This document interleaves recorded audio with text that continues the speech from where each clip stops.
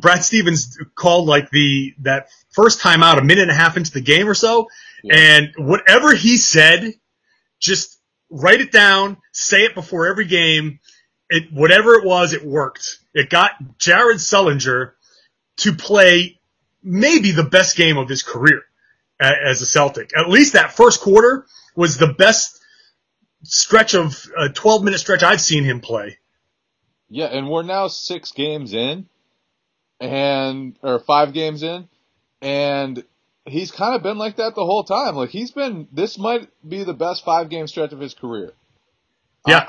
I mean, if it's not, it's close. He's shooting efficiently, he's rebounding, he's playing, by Stevens' account, the best defense he's ever played.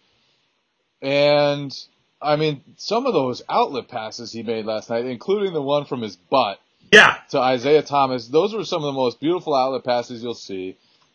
He is just playing great basketball, and it's come out of nowhere. Yeah. Because all preseason, everyone counted him out. Everyone thought he was going to be the last guy in the rotation. It took him 3 games to become a starter, and now he's like the best big man ever. Right. This is if the preseason had never happened, and we just went into this, we wouldn't be in such awe of Jared Sullinger. We would just be like, Sully's taking the next step. I think that would be the conversation. We'd sit there and be like, look, he was 13-8 for the past 2 seasons, and now look at him. He's rounding out his game a little bit. He's hitting shots. He's hitting more shots. He's playing well. Like you said, he's playing better defense. And we'd just be sitting there saying, wow, Sully's taking that next step. He's, a 4th-year player that's taking the next step.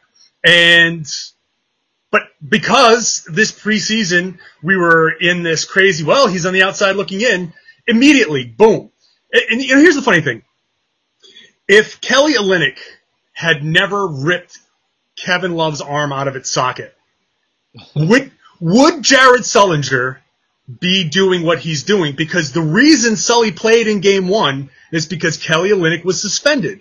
And then he came out, and he had a great game, and Stevens saw it, and he had to, keep riding it and keep letting him play. And now he's cemented himself, as much as you can cement yourself on this team, in the rotation. And he's clearly got to be part of the rotation now. Rather than being the 5th of 5 bigs, he's the 1st of 5 bigs. But I just think it's funny that if Kelly Olynyk wasn't suspended for the first game, what the trajectory would be right now. Where would Sullinger be? Yeah. Or even if Jahlil Okafor didn't go wild in the first 6 minutes, forcing Sullinger to get called into action immediately to defend him. And, I mean, at some point, if he was going to play this well, he was going to force his way into the rotation. But he did it on night 1 and has not slowed down since. His true shooting percentage right now is 61.3, which would blow his career high out of the water. He won't continue that for the whole season. Come on. But he does seem like he's just in a groove right there, and he does seem like after all that talk about John Lucas, after all that talk about his summer away, he came back looking kind of the same. Yeah. But on the court, he seems like he's in better shape. He does look to be more active out there, and all good signs from Sullinger so far. He's one of the real bright marks. And I mean, he's 23. Like, right.